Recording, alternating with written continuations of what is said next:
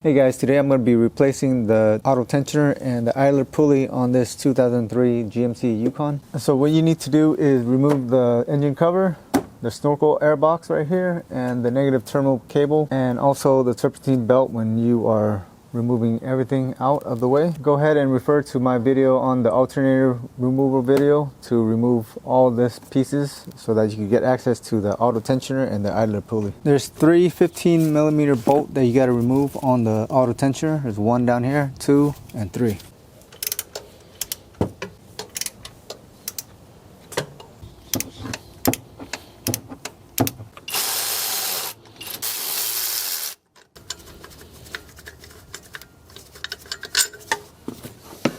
Alright, make sure when you remove the auto tensioner that the 2 long bolt is on top and the short bolt is on the bottom that goes into the water pump casing.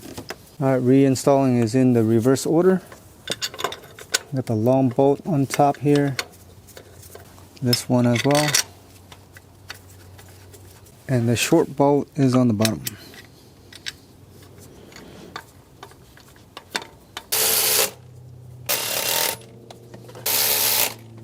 And you want to torque this bolts to 37 foot-pounds.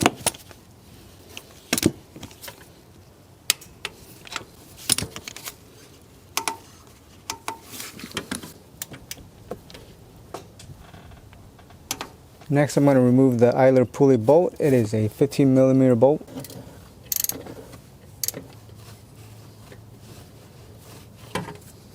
Reinstalling it.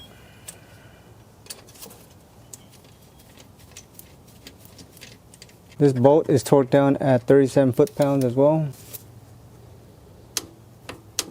Alright, now put back your serpentine belt, put back the intake tubing, the engine cover, and the negative terminal battery cable. You can refer to our alternator video to how to reinstall everything. Alright, once you put everything back into place, you are done.